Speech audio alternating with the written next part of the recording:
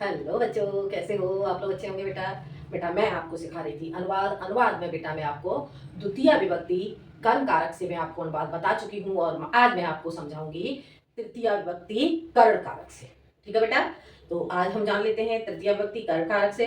बेटा जो पिछली वीडियो है वो आप लोगों ने देख ली होगी, तो ठीक है, तो आज जानते हैं हम तृतीय विभक्ति से अनुवाद।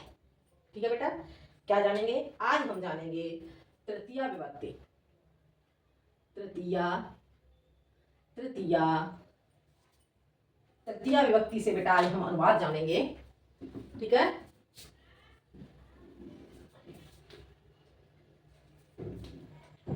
देखते हैं बेटा।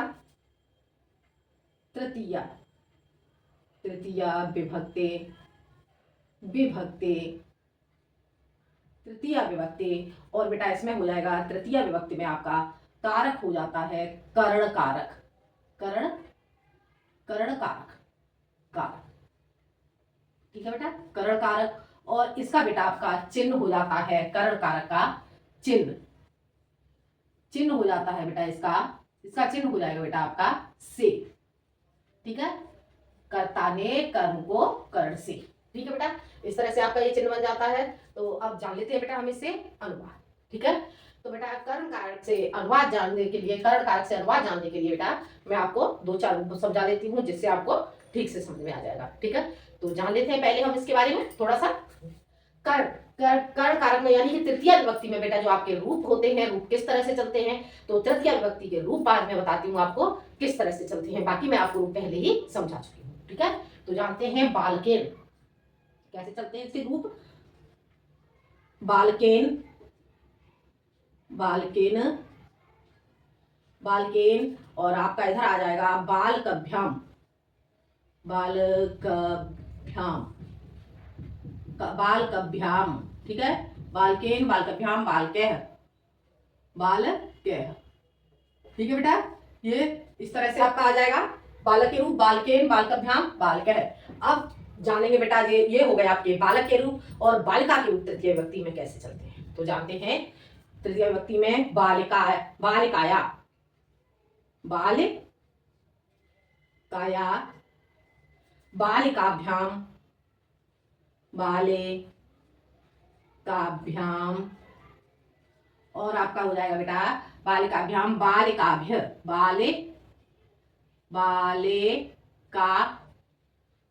बालिकाभ्य।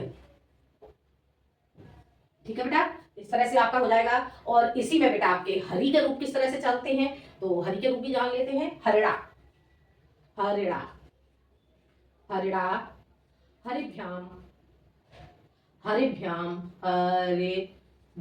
हरिभ्याम हरिभ्याम, और इधर आ जाएगा आपका हरिभ्य हरिभ्य हरिभ्य।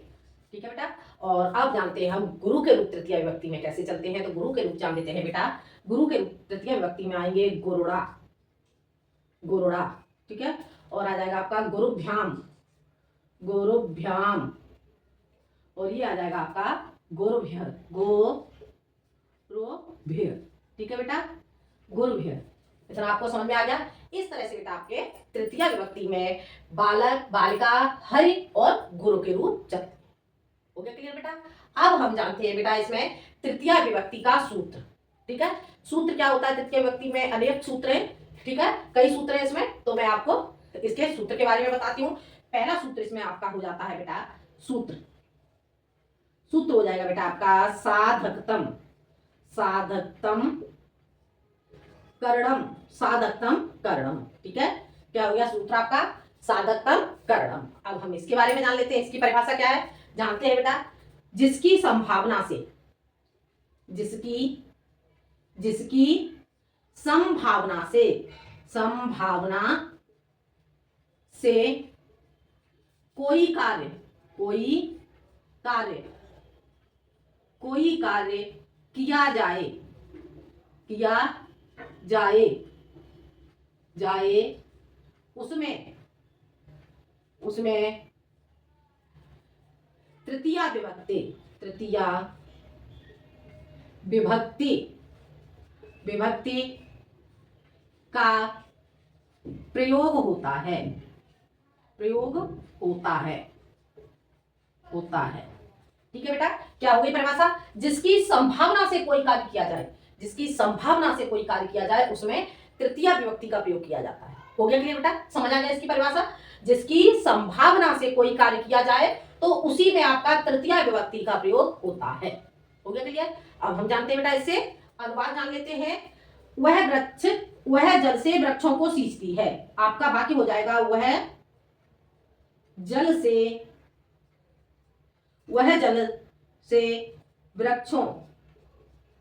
वृक्षों को सींचती है, सींचती है। क्या बन गया बेटा आपका वाक्य? वह जल से वृक्षों को सींचती है। अब बेटा हम इसके अनुवाद बनाएंगे संस्कृत में, तो संस्कृत में अनुवाद हम इसका कैसे बनाएंगे? वह स्त्रीलिंग, सींचती है, सींचती है। वाक्य से आपको क्या पता चल रहा है? वाक्य आपका स्त्रीलिंग का वाक्य, ठीक है। तो स्त्रीलिंग के वाक्य में वह की संस्कृत क्या लगाओगे आप? सा जलेन, सा जलेन वृक्षान, वृक्षों को, वृक्षान क्या करती है? सींचती है, सिंचती। आगे समझ में? सा जलेन वृक्षान सिंचती, जिसकी संभावना से कोई कार्य किया जाए उसमें तृतीय विभक्ति होती है। ठीक है बेटा? अब यहाँ पर वृक्षान, वैसे आपका यहाँ पर को चिन्ह आ रहा है, लेकिन यहाँ पर विभक्ति कौन सी लगाई है हमने? क्या? सा जलेन वृक्षान सिंचती। आगे बेटा समझ में? तृतीय विभक्ति का प्रयोग हुआ है। अब अगला वाक्य आपका हो जाता है शिक्षक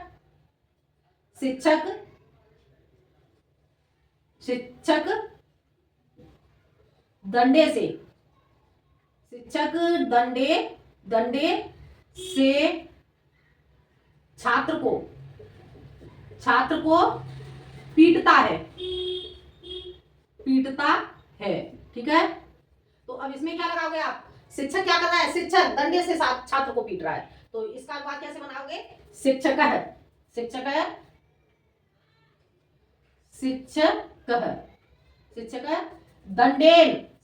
दंडेन, शिक्षक दंडेन बालकम, ठीक है। बालकम क्या? ताड़यति। आगे बेटा समझ में?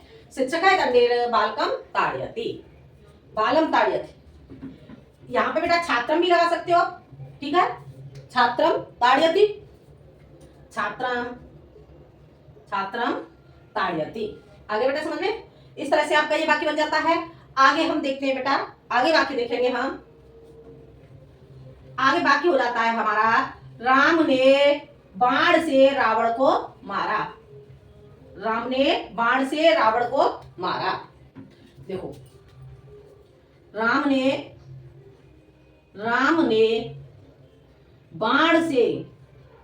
बाण से रावण को मारा, ठीक है बेटा।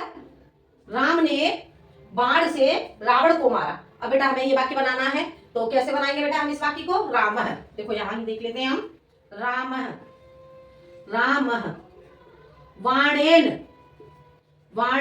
राम है बाणेन रावणम क्या करता है? अहन, और ऐसे क्या लगा देंगे हम? व्यापादयते, ठीक है बेटा। अब इसमें हम क्या लगा देंगे? राम है बाणेन रावणम अहन मारा, या फिर अहन लगाएंगे, या फिर व्यापादयते, ठीक है। तो इनमें से कोई भी वाक्य लगा सकते हैं, या तो ये लगा देंगे हम, या फिर ये लगाएंगे। हो गया क्लियर बेटा? समझ आ गया इतना? अब हम जानते हैं अगला वाक्य। पक्षी पंखों से उड़ते हैं। पक्षी पंखों से उड़ते हैं। पक्षी पंखों से उड़ते हैं। अब बेटा हम इस वाक्य को बनाएंगे, तो कैसे बनाएंगे बेटा हम? पक्षी पंखों से उड़ते हैं, पक्षी की संस्कृत क्या हो जाएगी? खगाह।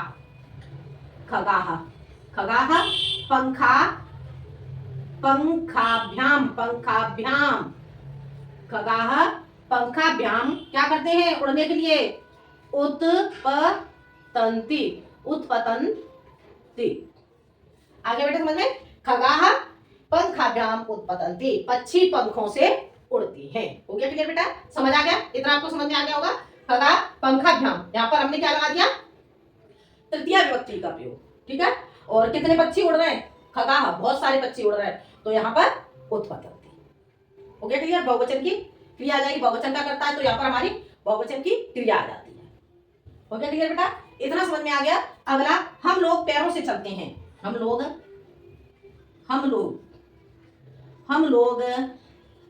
पैरों से चलते हैं। हम लोग पैरों से चलते हैं। ठीक है बेटा? अब हम इस वाक्य को बनाएंगे तो हम लोग के लिए, हम लोग कितने हो गए? अहम, आवाम, वयम। ठीक है, तो हम यहाँ क्या लगाएंगे? वयम। हम सब कैसे चलते हैं? वयम चरणाभ्याम चलामः, क्योंकि यहाँ पर हमने उत्तम पुरुष का कर्ता लगाया है, तो यहाँ पर हमने उत्तम पुरुष की क्रिया लगा दी। हो गया क्लियर बेटा? समझ आ गया? वयम चरणाभ्याम चलामः। आगे समझ में बेटा? इतना बेटा आपको समझ आ गया होगा। अब आगे देखते हैं, आगे देखेंगे। आगे बाकी हो जाएगा बेटा, मैं नाक से फूल सूंघती हूँ। क्या बनाइए वाक्य? मैं नाक से फूल सूंघती हूँ। अब बेटा हम इस वाक्य को बनाएंगे। मैं नाक से फूल सूंघती हूँ। मैं के लिए क्या लगाएंगे? हम लगाएंगे अहम। अब नाक के लिए क्या लगाएंगे? नासिकाभ्याम।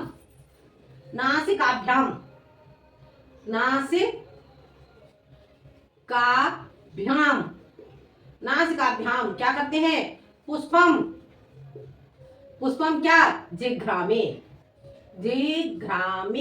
ये बेटा रूप में आपको पहले ही बता चुकी हूँ, ठीक है, किस तरह से रूप चलते हैं। ये सारे रूप में आपको पहले समझा चुकी हूँ, ठीक है।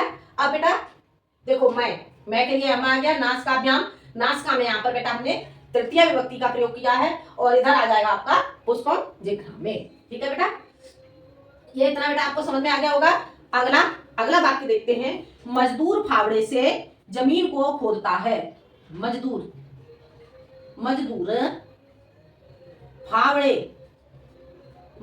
फावड़े से क्या करता है? जमीन को खोदता है। अब बेटा हम इस वाक्य की संस्कृत बनाएंगे। मजदूर फावड़े से क्या करता है? जमीन को खोदता है। तो मजदूर की संस्कृत क्या लगाएंगे? मजदूर की संस्कृत या तो कर्म करे लगाएंगे या फिर श्रमिक है। ठीक है, तो हम यहाँ पर लगाएंगे बेटा श्रमिक है। ठीक है, किससे खोद रहा है? फावड़े से। फावड़े के लिए बेटा हम क्या लगाएंगे? खनित्रेण। फावड़े की संस्कृत क्या हो जाएगी? खनित्रेण। ठीक है, तो श्रमिक है खनित्रेण। खनित्रेण क्या कर रहा है? वो भूमि, जमीन को खोद रहा है, तो भूमिम क्या करता है? खनित। आगे बेटा समझ में? क्या कर रहा है? श्रमिक है खनित्रेण भूमिम खनित। इसमें बेटा क्या किया जा रहा है? साधकतम कर्म, जिसकी संभावना से कोई कार्य किया जाए। ठीक है, तो उसमें आपकी कौन सी तृतीया विभक्ति का प्रयोग होगा? खनित्रेण, किससे? फावड़े के द्वारा कार्य किया जा रहा है, तो यहाँ पर फावड़े में आपकी तृतीया विभक्ति का प्रयोग हो जाता है। हो गया क्लियर बेटा? इतना बेटा आपको समझ में आ गया होगा। अगला अनुवाद, एक अनुवाद और बताती हूँ, फिर मैं उसके बाद बताऊंगी आपको अगला सूत्र। ठीक है, तो जानते हैं, एक अनुवाद और सीख लेते हैं। तुम आंखों से नाटक देखती हो। तुम आंखों से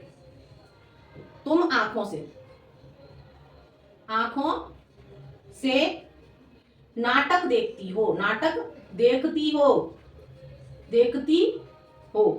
ठीक है बेटा, क्या कर रही हो? तुम आंखों से नाटक देख रही हो। अब इस अनुवाद को हम संस्कृत में कैसे बनाएंगे? तुम के लिए हम क्या लगाएंगे? तुम के लिए हम लगाएंगे यहाँ पर त्वम। अब आंखों से किसके द्वारा कार्य हो रहा है? आंखों के द्वारा कार्य हो रहा है। ठीक है, तो यहाँ पर आंखों में हम क्या लगाएंगे? तृतीया विभक्ति। तो आंखों के लिए हम तृतीया विभक्ति लगाएंगे नेत्राभ्याम। क्या लगाएंगे? नेत्राभ्याम। नेत्राभ्याम क्या कर रहे हैं, नाटकम, नाटकम क्या करते हैं, पश्यति। आगे बेटा समझ में, तो हम नेत्राभ्याम नाटकम पश्यति, हो गया क्लियर बेटा, समझ आ गया। तो ये था बेटा आपका साधकतम करणम सूत्र से आपके अनुवाद हम किस तरह से बनाते हैं, जहां पर संभावना की जाती है, जिसकी संभावना की जाती है, और उसी में हम तृतीय विभक्ति का प्रयोग करते हैं। ठीक है, अगला सूत्र हो जाता है हमारा संयुक्ते अप्रधाने। ठीक है, तो अब जानते हैं बेटा हम अगला सूत्र, इतना बेटा आपको समझ आ गया होगा। अगला सूत्र हमारा क्या होगा, संयुक्ते अप्रधाने, स साकम साधनम। ठीक है बेटा, तो हम अगला सूत्र जान लेते हैं, क्या होगा अगला सूत्र हमारा, संयुक्ते अप्रधाने, साथ में कार्य किया जाए तो वहां पर हमारा तृतीय विभक्ति का प्रयोग होता है। क्या हो जाएगा सूत्र हमारा, सूत्र हो जाएगा हमारा अगला सहयुक्ते, सहयुक्ते, सहयुक्ते, और ये हो जाएगा आपका अप्रधाने, सहयुक्ते अप्रधाने। समझ आ रहा है बेटा, संयुक्ते अप्रधाने, संयुक्ते अप्रधाने, संयुक्ते अप्रधाने सूत्र के द्वारा। अब बेटा हम जान लेते हैं सूत्र की परिभाषा, इस सूत्र के बारे में थोड़ा सा जान लेते हैं, किस तरह से हम यहाँ पर तृतीय विभक्ति का प्रयोग करेंगे। तो देखते हैं बेटा, सात के योग में, सात के योग में, सात के योग में, और क्या अप्रधान कर्ता में, अप्रधान, अप्रधान कर्ता में, कर्ता में तृतीया, तृतीया विभक्ति, विभक्ति का प्रयोग किया जाता है, प्रयोग किया जाता है। आगे बेटा, तो अब यहाँ पर क्या, सात के योग में, अब यहाँ पर सात के लिए आप संस्कृत लगाओगे तो सात के लिए आप क्या लगाओगे, तो उसके लिए मैं बता देती हूँ आपको। इसमें लगाओगे आप सह, सात के लिए आप क्या क्या लगा सकते हो, सह, सह, और उसके बाद आ जाएगा आपका सह साकम सार्धलम, सह साकम सार्ध, सह साकम सार्धम, सार्धम, सार्धम, सह साकम सार्धम, और आपका आ जाएगा बेटा समम, सह साकम सार्धम, सार्धम, और आपका आ जाएगा समम, समम। ठीक है बेटा, ये आपके वाक्य हो गए, सह साकम सार्धम समम। ठीक है, और इसका प्रयोग आप किसके लिए करोगे, साथ के लिए, साथ, साथ शब्द आ जाएगा, तो वहां पर आप इन शब्दों का प्रयोग कर सकते हो। हो गया क्लियर बेटा, समझ आ गया। अब हम जानते हैं बेटा इससे अनुवाद। ठीक है, तो अनुवाद हम जान लेते हैं, सीताराम के साथ, सीता, सीता राम के साथ कहा जाती है, वन, वन, सीता राम के साथ वन गई, सीता कहां गई, सीता राम के साथ वन गई। अब हम इसे संस्कृत में बनाएंगे, तो कैसे बनाएंगे हम इस वाक्य को, सीता, सीता, सीता रामेण, रामेण साथ। अब साथ के लिए हम क्या लगाएंगे, सह साकम साधम समम में से हम कोई सा भी शब्द लगा देंगे, तो सीता राम के साथ रामेण सह, रामेण सह वनम, क्या करती है वन में, अगच्छत, अगच्छत, या तो हम यहाँ पर बेटा अगच्छत लगा सकते हैं, ठीक है, या फिर हम यहाँ पे लगाते हैं गतवती, क्या लगा देंगे, गतवती, गतवती, गतवती।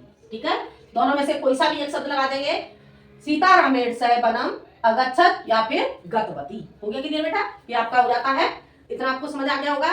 अगला वाक्य हम बनाएंगे, हिरण हिरणों के साथ चलता है। ठीक है, क्या वाक्य हो जाएगा, हिरण, हिरण, हिरण, हिरण क्या करता है, हिरण हिरणों के साथ, हिरण हिरणों के साथ, के साथ क्या करते हैं, चलते हैं, चलते हैं। भाई हिरण हिरण के साथ ही चलेंगे, ठीक है, चलते हैं, हिरण हिरणों के साथ चलते हैं। अब हम इसकी संस्कृत लगाएंगे, तो क्या लगाएंगे हम, हिरण हिरणों के साथ, तो यहां पर लगाओगे मृगाह, मृगाह।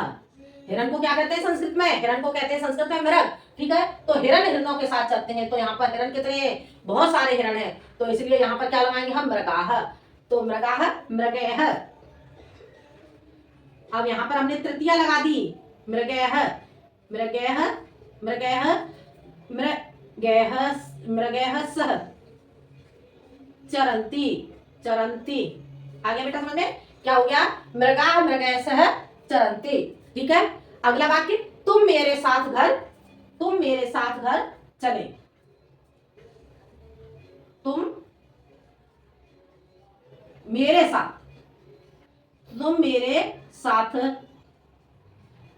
घर, तुम मेरे साथ घर क्या करो? चलो, तुम मेरे साथ घर चलो। अब हम इसकी संस्कृत बनाएंगे। तुम के लिए क्या आ जाएगा? तुम के लिए लगाओगे यहाँ पर त्वम, त्वम, मया, मया। अब क्या ले लेंगे हम? सार्धम। ठीक है, सह अब यहाँ पर हम ले लेंगे सार्धम, त्वम मया सार्धम, सार्धम ग्रहम, ग्रहम। चलो, अब चल के लिए क्या लगाएंगे हम? तुम क्या कर रहे हो? चल, चल। ठीक है, त्वम उत्तम पुरुष, तो यहाँ पर हमने उत्तम पुरुष लगा दिया। आगे बेटा समझ में, त्वम मया सार्धम ग्रहम चल। हो गया क्लियर बेटा? इतना आपको समझ में आ गया। अब आगे देखते हैं बेटा, अगला हमारा वाक्य हो जाएगा, स्त्रियां स्त्रियों के साथ मेले जाती हैं। क्या करती हैं? स्त्रियां स्त्रियों के साथ मेले जाती हैं। आगे समझ में? या फिर स्त्रियां पुरुषों के साथ मेले जाती हैं। ठीक है, स्त्रियां स्त्रियां स्त्रियां पुरुषों के साथ, पुरुषों के साथ मेले जाती हैं। स्त्रियां किसके साथ जा रही हैं? स्त्रियां पुरुषों के साथ मेले जा रही हैं। ठीक है, अब हम इस वाक्य को बनाएंगे। तो स्त्रियां के लिए क्या लगाएंगे? महिला, महिला, महिला किसके साथ? पुरुष, पुरुष, सार्धम, सार्धम, सार्धम। ठीक है, महिला पुरुष है, सार्धम मेल, मेला, मेलायकम क्या करती है मेला में? गमिष्यन्ति, गमिष्यन्ति। आगे बेटा समझ में, स्त्रियां पुरुषों के साथ मेला जाती हैं। तो स्त्रियों की संस्कृत क्या आ गई आपकी? महिला, पुरुष है, पुरुषों के साथ, तो पुरुष है सार्धम मेलायकम गमिष्यन्ति। आगे बेटा समझ में, जाती हैं, जाने के लिए गमिष्यन्ति। ठीक है, जाएंगी, गमिष्यन्ति लगाया है इस पर। यहाँ पर बेटा हमने क्या किया है? गमिष्यति, अगर जाती हैं से बनाएंगे तो गमिष्यति, तो यहाँ पर मैंने लगा दिया है गमिष्यन्ति, तो यहाँ लगाओगे जाएंगी, जाएंगी, क्योंकि यह वाक्य आपका लट लकार का हो गया। ठीक है, तो स्त्रियां पुरुषों के साथ मिले जाएंगी। आगे समझ में, इतना आपको समझ आ गया होगा। अगला वाक्य, तुम किसके साथ खेलते हो? तुम किसके किसके साथ, तुम किसके साथ खेलते हो? खेलते हो, तुम किसके साथ खेलते हो? अब बेटा हम इस वाक्य को बनाएंगे। ठीक है, तो तुम के लिए क्या लगाओगे? यहाँ पर तुम के लिए लगाओगे त्वम, त्वम केन, त्वम केन सह, त्वम, त्वम केन साथ, साथ के लिए लगा दिया हमने सह। ठीक है, तो त्वम केन सह क्या करती हो? क्रीडसी, तुम किसके साथ खेलते हो? तो क्रीडसी, क्योंकि उत्तम पुरुष का वाक्य हो गया, तो इसलिए हम क्या लगाएंगे यहाँ पर? क्रीडसी। तुम किसके साथ खेलते हो? तो तुम के लिए आ गया त्वम, किसके? के साथ, साथ के लिए आ गया आपका सह, और खेलने के लिए आपका आ गया क्रीडसी। आगे समझ में, अगला वाक्य, छात्र गुरु के साथ विद्यालय जाता है। ठीक है, छात्र गुरु के साथ, गुरु के साथ कहाँ गया? गुरु के साथ कहाँ गया? विद्यालय गया, विद्यालय गया। छात्र गुरु के साथ विद्यालय गया। अब बेटा इस वाक्य को बनाएंगे, छात्र गुरु के साथ विद्यालय गया, तो छात्र के लिए क्या लगाएंगे? छात्र, छात्र, छात्र गुरुड़ा, गुरुड़ा, गुरुड़ा सह, सह कहाँ गया? विद्यालयम, विद्यालयम क्या करता है? विद्यालयम अगच्छत, अगच्छत, अगच्छत गया। आगे बेटा समझ में, छात्र गुरु के साथ विद्यालय गया। हो गया क्लियर? इतना आपको समझ आ गया? इतना बेटा आपको समझ में आ गया होगा। ये आपका क्या था? संयुक्त अप्रधाने। साथ के योग में अप्रधान कर्ता में तृतीया विभक्ति का प्रयोग होता है, जो अप्रधान कर्ता होता है। ठीक है बेटा? तो इतना बेटा आपको समझ में आ गया होगा। अब हम जानते हैं अगला सूत्र तृतीया विभक्ति का। ठीक है? अगला सूत्र आपका क्या हो जाएगा? अगला सूत्र आपका हो जाएगा बेटा एनांग विकार है। एनांग विकार है, जहां अंग में विकार हो, आपको जहां अंग में विकार दिखाई देता है तो वहां पर आपका तृतीया विभक्ति का प्रयोग होगा। ठीक है? एनांग विकार है, अंग में विकार, जैसे कोई आंख से काना है, कोई पैर से लगड़ा है, कोई कोबड़ा है, तो इन वाक्यों के लिए हम किसका प्रयोग करेंगे? एनांग विकार है सूत्र के अनुसार यहाँ पर तृतीया विभक्ति का प्रयोग होगा। तो कौन सा सूत्र हो जाएगा? एनांग विकार है। एनांग विकार है सूत्र आपका हो गया एनांग विकार है। ठीक है? अब हम इसकी परिभाषा मैं आपको बता देती हूँ जिसके अंग में विकार हो। ठीक है? तो शरीर के जिस अंग में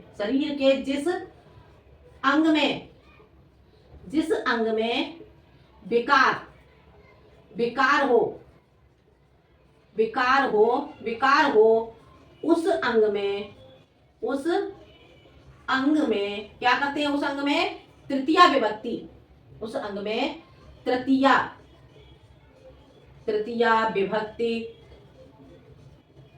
विभक्ति का प्रयोग होता है। आगे बेटा समझ में? शरीर के जिस अंग में विकार हो उस अंग में तृतीया विभक्ति का प्रयोग होता है। ठीक है बेटा? इतना आपको समझ में आ गया होगा। अब हम जानते हैं अनुवाद से। वह आंख से काना है। ठीक है? कहाँ क्या किस अंग में विकार है? आंख से काना है, नेत्र में विकार है, तो हम यहाँ पर नेत्र के में तृतीया विभक्ति का प्रयोग करेंगे। आगे बेटा समझ में? तो समझते हैं हम इसका वाक्य। वह आंख से काना है। वह आंख से काना है। वह आंख से काना है। ठीक है? ये बन गया आपका वाक्य। अब हम इसे संस्कृत बनाएंगे तो वह के लिए हम क्या लगाएंगे? सह नेत्रेण। नेत्रेण आंख में हमने तृतीय विभक्ति का प्रयोग लगा दिया। ठीक है? तो अब यहाँ पर क्या करेंगे? नेत्रेण काना के लिए काढ़। ठीक है? क्या हो जाएगा? काढ़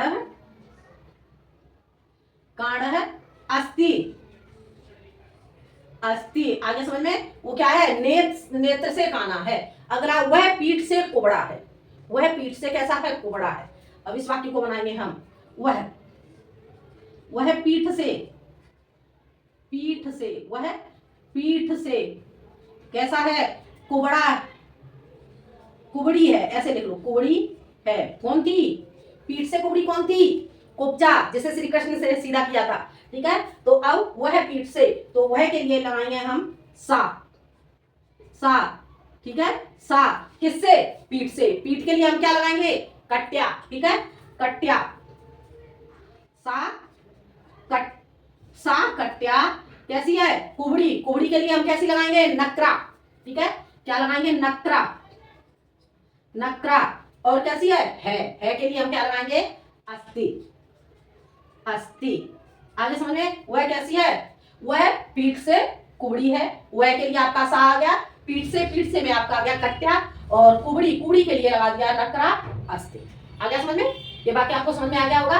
आगे बेटा अगला वाक्य हम बनाएंगे। साधु आंख से काना है। साधु आंखों से काना, आंखों से अंधा। काना तो बता चुकी हूं मैं आपको। ठीक है? तो अगला वाक्य मैं बता देती हूँ आपको। साधु नेत्रों से या आंखों से अंधा है। अंधा बता दे रही हूँ। ठीक है? काने वाला एक बात मैं आपको पहले बता चुकी हूँ। साधु आंखों से अंधा है। अब इस वाक्य को बनाएंगे तो साधु के लिए क्या लगाएंगे हम? साधु एक ही साधु है, तो इसके लिए हम क्या लगाएंगे? साधु। ठीक है? साधु नेत्राभ्याम कैसा है? नेत्राभ्याम अंधर अस्थि। ठीक है? आगे समझ में, साधु नेत्रों से अंधा है, साधु नेत्राभ्याम अंध अस्ति। आगे समझ में, इतना आपको समझ आ गया होगा। वह कानों से बह रहा है, वह कानों से बह रहा है। अब इस वाक्य को हम बनाएंगे, वह कानों से बह रहा है, तो उसके लिए वह कानों से बह रहा है, वह के लिए कानों से बह रहा है, ठीक है। तो वह की संस्कृत हम लगा देंगे यहाँ पर सह, ठीक है। कानों से, तो कानों में हम तृतीय व्यक्ति का प्रयोग करेंगे, तो क्या लगाएंगे, कर्णाभ्याम,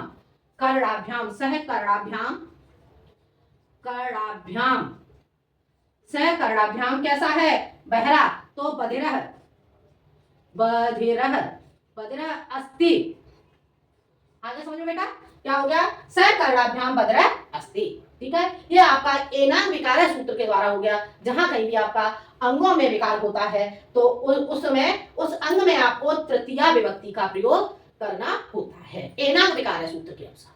आगे बेटा समझ में, ये बेटा आपको समझ में आ गया होगा। अब हम चलते हैं बेटा अगले सूत्र की तरफ। अगला सूत्र बेटा हमारा क्या हो जाएगा, अगला सूत्र हमारा होगा बेटा इत्थम भूत लक्षणे, जिसे लक्षणों से पहचाना जा सके, उसे हम क्या कहेंगे, उसमें हम तृतीया विभक्ति का प्रयोग करेंगे, ठीक है।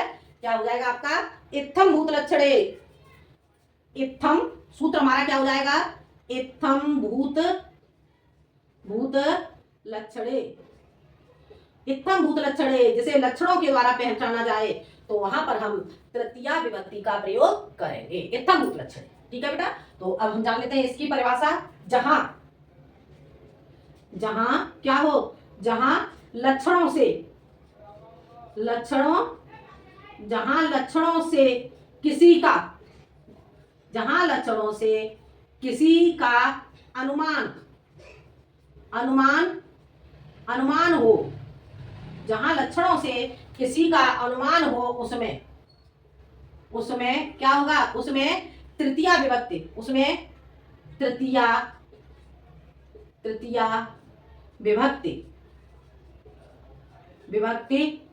का प्रयोग होता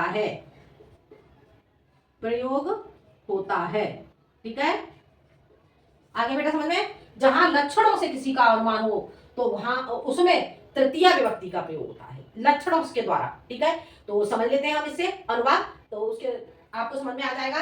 क्या हो गया, वह पीतांबर से कृष्ण प्रतीत होता है, वह पीतांबर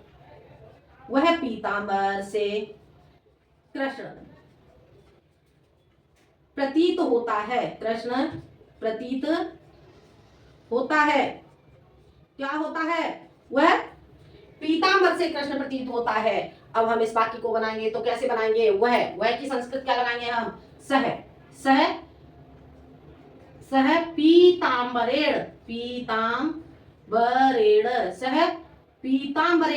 सह पीतांबरेण, वह पीतांबर से, कौन,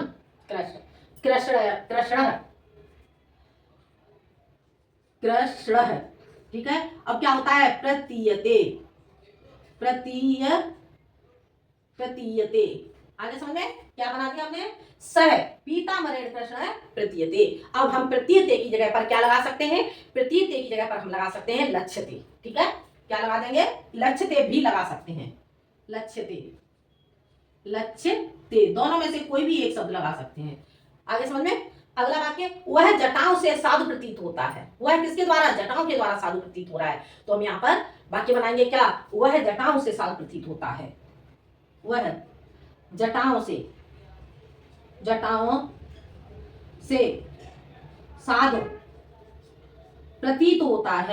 प्रतीत होता है, क्या हो गया वाक्य आपका, वह जटाओं से साधु प्रतीत होता है। तो वह के लिए हम लगाएंगे सह जटाओं से, जटाभ्य,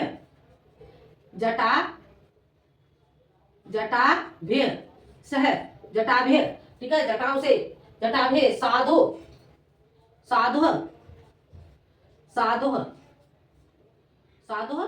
प्रतीयते, ठीक है, या फिर लक्ष्यते, ठीक है।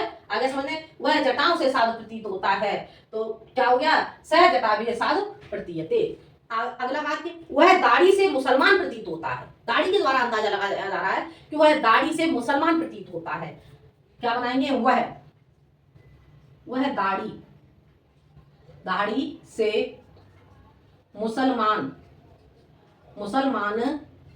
प्रतीत होता है, प्रतीत होता है। वह दाढ़ी से मुसलमान प्रतीत होता है। बेटा हम इस वाक्य को बनाएंगे वह के लिए हम क्या लगाएंगे, वह के लिए लगाएंगे हम सह। दाढ़ी की संस्कृत क्या होती है, दाढ़ी की संस्कृत होती है बेटा कूर्चेड़। क्या लगाएंगे, दाढ़ी की संस्कृत तृतीया में कूर्चेड़। कूर्च वैसे क्या होता है, कूर्च बोलते हैं संस्कृत में, और इसे तृतीया में लगाएंगे तो क्या लगाएंगे,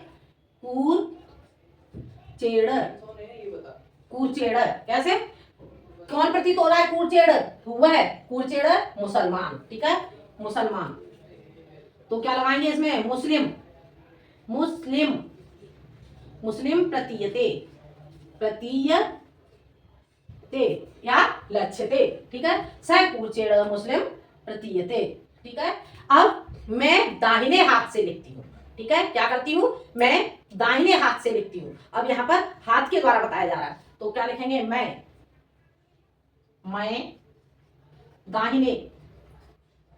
दाहिने हाथ से लिखती हूँ। ठीक है बेटा, अब इस वाक्य को बनाएंगे हम, मैं के लिए हम क्या लगाएंगे, संस्कृत, मैं के लिए हम लगाएंगे यहाँ पर अहम दक्षिण हस्तेन। क्या लगाएंगे, दक्षिण हाथ से, तो यहाँ पर लगाएंगे हम हस्तेन। ठीक है, क्या हो गया, अहम दक्षिण हस्तेन, क्या करते हैं, लिखती हूँ। तो अहम, अब यहाँ पर कौन, मैं, तो यहाँ पर क्या आ जाएगा, कर्ता हमारा कितना है, एक वचन का कर्ता है हमारा, उत्तम पुरुष का कर्ता है। तो यहाँ पर हम लगा देंगे लिखामे। क्या लगाएंगे, लिखामे, लिखती हूँ, लिखामे। आगे बेटा समझ में, इतना बेटा आपको समझ में आ गया होगा। आगे देखते हैं, एक दो वाक्य और बता दे रही हूँ। ठीक है, इतना आपको समझ आ गया होगा। आगे देखते हैं,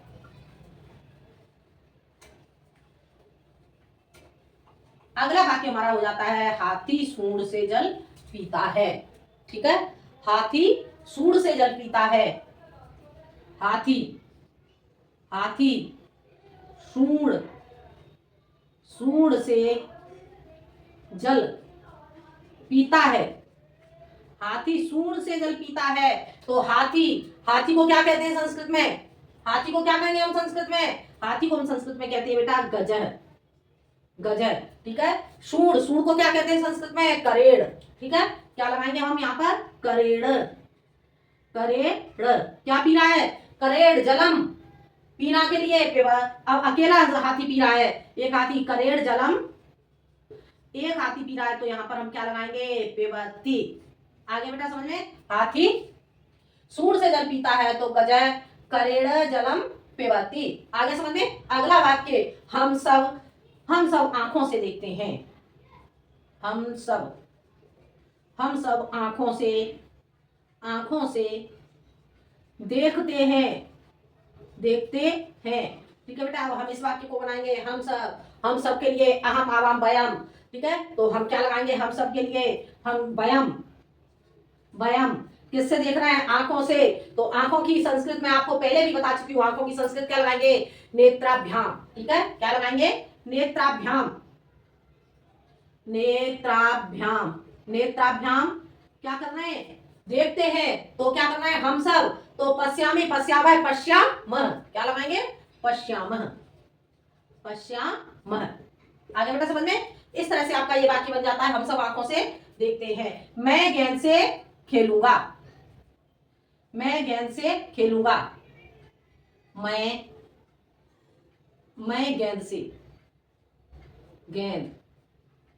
से क्या करूंगा, खेलूंगा। मैं गेंद से खेलूंगा। ठीक है, खेलूंगा। तो इस वाक्य को हम बनाएंगे, तो मैं के लिए क्या लगाएंगे, अहम। ठीक है, गेंद की क्या लगाएंगे हम संस्कृत, गेंद के लिए हम लगाएंगे बेटा यहाँ पर कंदुकेन। केन। अब क्या लगाएंगे, मैं खेल रहा हूं तो क्या लगाएंगे, क्रीडस्यामे। ठीक है, क्रीडस्यामे, क्रीडस्यामे। आ गया बेटा समझ में, मैं गेंद से खेलता हूं। ठीक है, अब इसके बाद बेटा मैं आपको और एक दो वाक्य बता देती हूं। ठीक है, इसके बाद आ जाएगा आपका, चलो मैं आपको वाक्य बताती हूँ, राम नेत्र से काना है। अब इसके लिए क्या बनाओगे, कौन से सूत्र से पहुंच जाएगा ये आपका वाक्य, ये आपका वाक्य पहुंच जाएगा राम नेत्र से काना है। तो इसे कैसे बनाओगे, राम नेत्र से काना है तो राम है क्या कहे, नेत्रेण काण अस्ति। कौन से पहुंच गया ये, राम नेत्र से काना है। देखो ऐसे पहुंचो, राम नेत्र से, नेत्र से काना है, काना है। अब यहां पर कौन सा सूत्र आ जाएगा बेटा, कौन से सूत्र का प्रयोग हो रहा है यहाँ पर, यहाँ पर आपका प्रयोग हो रहा है कौन से सूत्र का, एनांग विकार है। कौन सा सूत्र आ जाएगा, एनांग विकार है। तो क्या लगा दोगे यहाँ पर, यहाँ पर लगाओगे, आपका सूत्र यहाँ पर चेंज हो जाएगा, तो यहाँ लगाओगे आप राम, राम नेत्रेण, नेत्रेण कैसा है, नेत्र से काणा है, तो यहाँ लगाओगे नेत्रेण काण क्या है, काण है अस्ति। ठीक है, अब इसके बाद मैं आपको एक वाक्य और बता देती हूँ। इसके बाद हो जाएगा, वह चोटी से हिंदू प्रतीत होता है। अब इसमें कौन सा आ जाएगा सूत्र, यहाँ पर आपका कौन सा आ गया, नेत्र से काना है, ये नाम विकार है, और वह चोटी से हिंदू प्रतीत होता है। तो यहाँ पर क्या लगाओगे आप, यहाँ पर आपका हो जाएगा बेटा इत्तम भूत लक्षण है, क्योंकि यहाँ पर आपका चोटी के द्वारा उसका उसे की पहचान हो रही है। ठीक है, तो यहाँ पर कौन सा सूत्र आ जाएगा आपका, इत्तम भूत लक्षण। ठीक है, ये एक दो वाक्य मैंने आपको इसलिए बता दिए कि जिससे आपको समझ आ जाए। क्या हो जाएगा, वह चोटी से, चोटी से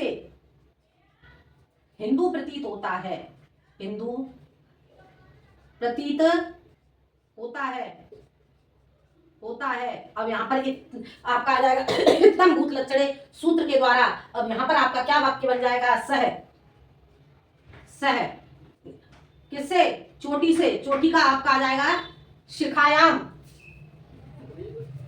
शिखायाम, शिखायाम,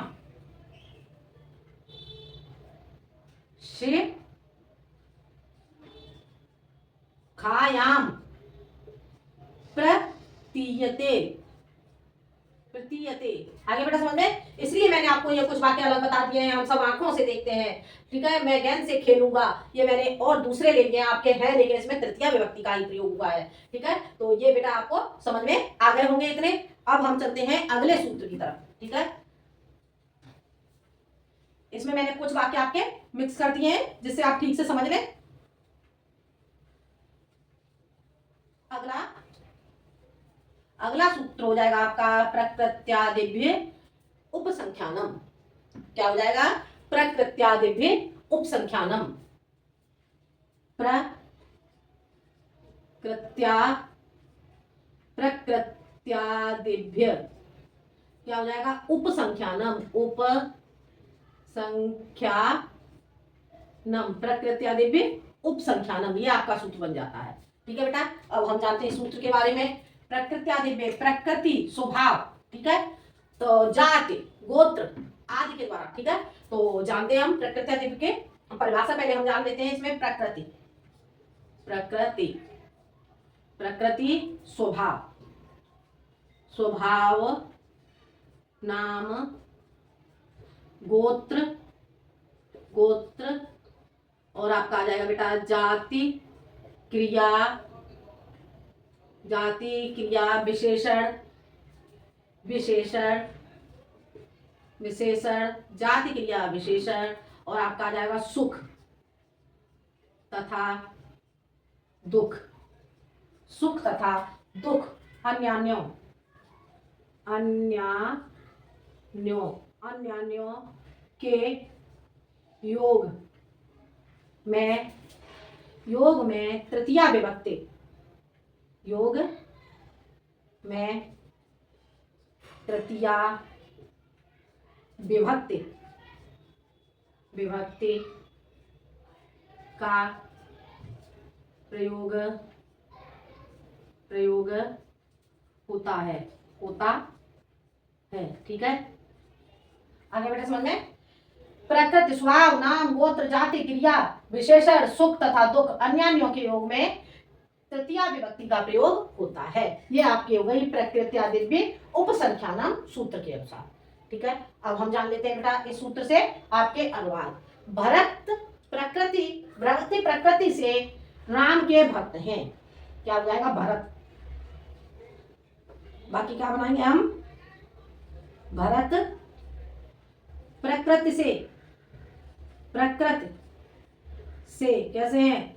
प्रकृति से राम के भक्त हैं।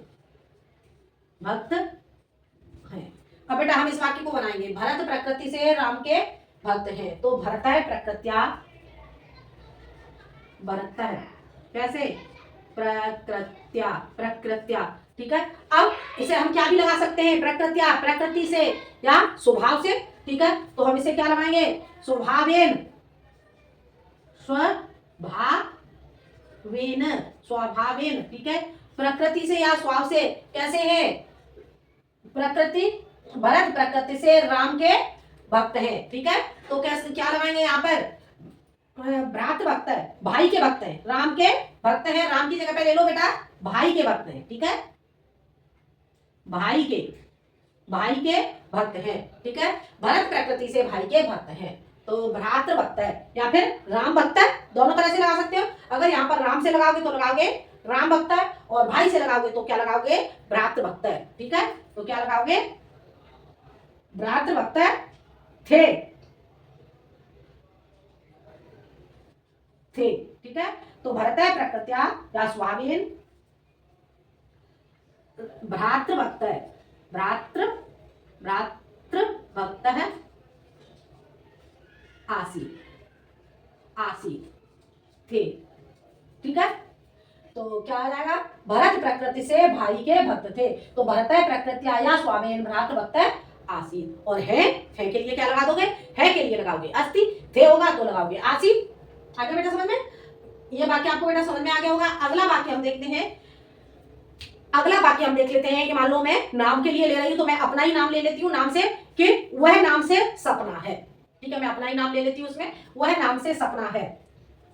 वह नाम से कौन है? सपना है। ठीक है, या फिर बाकी आपका क्या बन जाएगा? उसका नाम सपना है। ठीक है, तो उसका नाम सपना है, उसका नाम सपना है। ठीक है, मेरा कोई परिचय कराते हुए कहता है कि वह कौन है? वह नाम से सपना है। ठीक है, या उसका नाम सपना है। अब हम इस वाक्य को बनाएंगे। ठीक है, तो वह के लिए हम यहाँ पर क्या लगाएंगे? सा नामना, नाम से, तो सा नामना क्या है? सपना अस्ति। ठीक है, अस्ति। आगे समझ में? सा नामना सपना अस्ति। ठीक है, अब उसका नाम सपना है, तो उसका के लिए क्या लगाएंगे? उसका के लिए लगा देंगे हम तस्या। ठीक है, तस्या नामना तस्या नाम सपना अस्ति। ठीक है, तस्या नाम सपना अस्ति। तस्या नाम सपना अस्ति। आगे बेटा समझ में?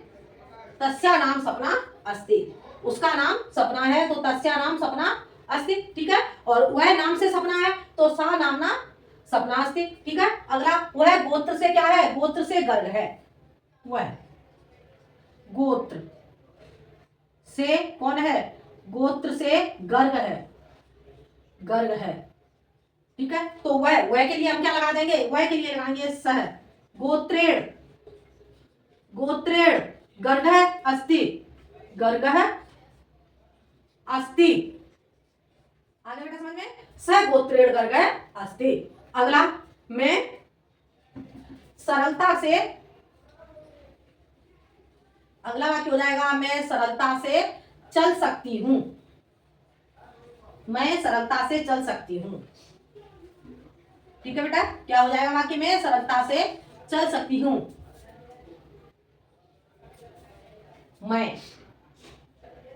मैं सरलता से चल सकती हूँ। चल सकती हूँ। अब बेटा हम इस वाक्य को बनाएंगे, चल सकती हूँ। ठीक है, तो मैं के लिए क्या लगाएंगे, मैं के लिए लगाएंगे अहम। अहम सरलतया, सरलतया क्या, सरलता से चल सकती हूँ। चलितुम शक्नोति, चलितुम शक्नोति, शक्नोति शक्नोति। आगे बेटा समझ में, मैं सरलता से चल सकती हूँ, तो अहम सरलतया चलितुम शक्नोति। ठीक है बेटा, ये आपको बात समझ में आ गया होगा। मैं सुख से जीती हूँ। मैं सुख से क्या करती हूँ, जीती हूँ। तो अहम सुखेन, अहम सुखेन जीवामि। आगे बेटा समझ में, अहम सुखेन जीवामि, मैं दुख से जीती हूँ। मैं दुख से जीती हूँ,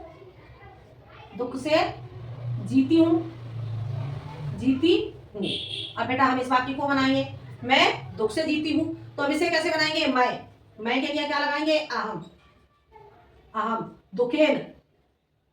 दुखेन जीवामि, आगे बेटा समझ में, ये आपको बेटा समझ आ गया होगा। ये सूत्र आपका कंप्लीट हो जाता है। अब हम चलते हैं आगे अगले सूत्र की तरह। पृथक बिना ना विस्मृति, पृथक बिना ना विस्मृति।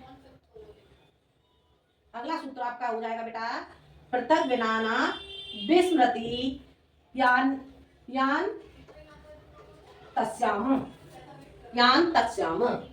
देखो, पृथक बिना ना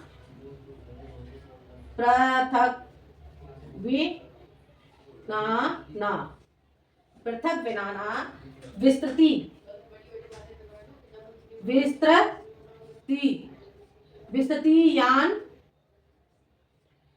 तस्याम,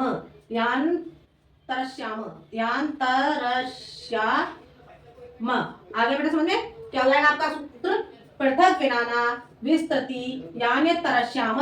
हो गया क्लियर बेटा, समझ आ गया। अब हम इसके बारे में जानते हैं, अब हम इसकी परिभाषा जानेंगे।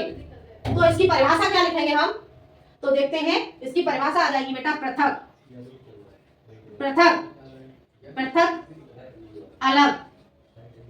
अलग, ठीक है। और उसके बाद आ जाएगा आपका बिना, ठीक है। बिना का अर्थ क्या हो जाएगा, बिना का अर्थ हो जाएगा बेटा आपका अलावा, ठीक है। नाना का अर्थ हो जाएगा आपका नाना अलावा शब्दों के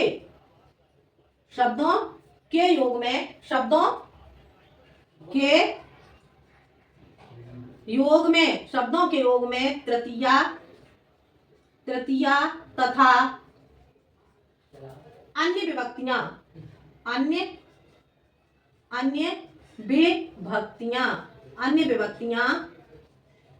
आती हैं। अन्य विभक्तियां अर्थात कौन सी विभक्तियां आती हैं इसमें, तृतीया और कौन सी आती है, पंचमी। तृतीया और पंचमी, द्वितीया, तृतीया और पंचमी विभक्ति का प्रयोग किया जाता है इसमें, ठीक है। तो तृतीया तथा अन्य विभक्तियां अर्थात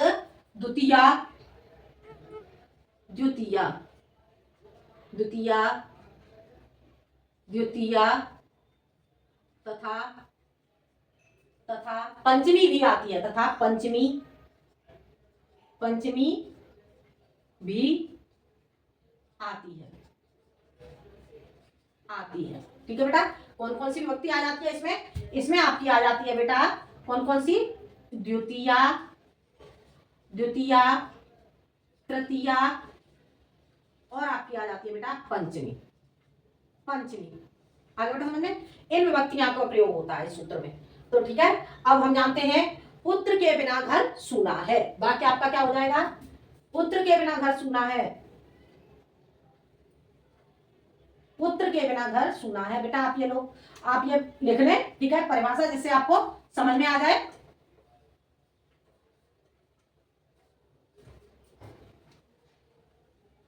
देखो, पुत्र के बिना घर सूना है, क्या हो जाएगा आपका? पुत्र के बिना, बाकी हो जाएगा आपका पुत्र के बिना घर कैसा है? घर सूना है।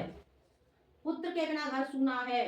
अब इस वाक्य को बेटा बनाएंगे हम, तो पुत्र, पुत्र के बिना घर सूना है, तो इसे हम बेटा तीनों विभक्तियों से बनाएंगे। तो पहले हम बनाते हैं इसे द्वितीय विभक्ति से। तो द्वितीय विभक्ति में पुत्र में, तो हम कौन सी विभक्ति का प्रयोग करेंगे?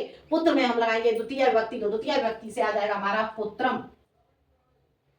पुत्रम, पुत्रम। अब क्या? बिना, ठीक है, तो बिना के लिए हम क्या लगाएंगे?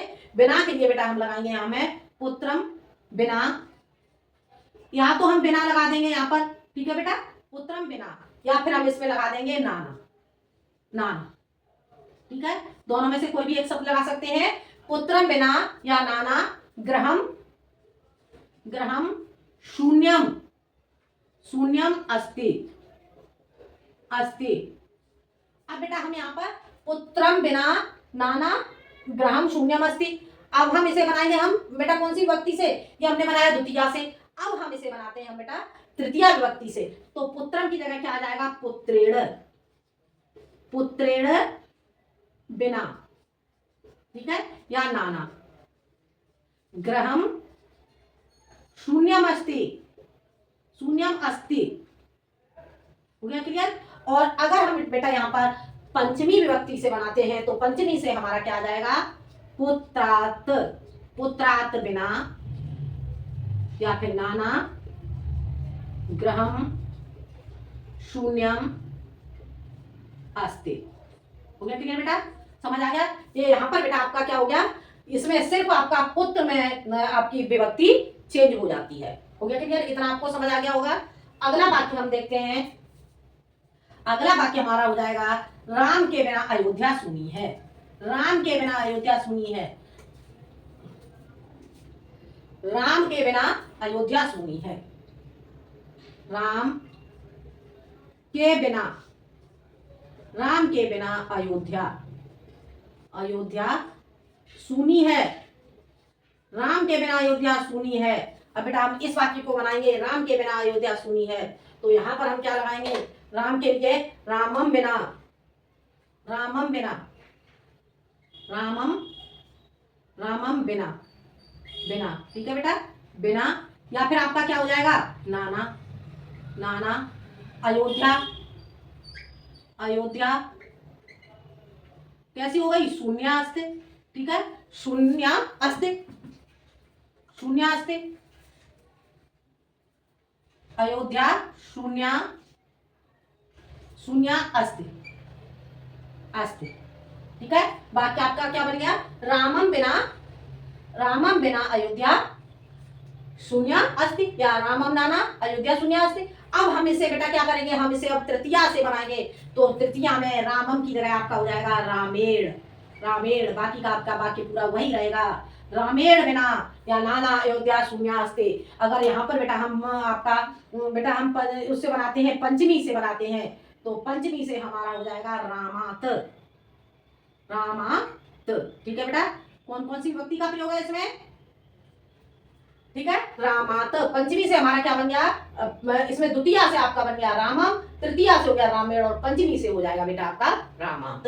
हो गया क्लियर बेटा? इस तरह से ये आपका बन जाता है। अगला वाक्य हो जाएगा नारी के बिना लोक यात्रा निष्फल है, नारी के बिना, नारी के बिना लोक यात्रा, लोक यात्रा कैसी है? निष्फल है, निष्फल है। अब इस वाक्य को बनाएंगे बेटा हम, तो नारी के बिना, तो इसमें क्या लगाएंगे? इसमें लगा देंगे बेटा हम नारी के बिना,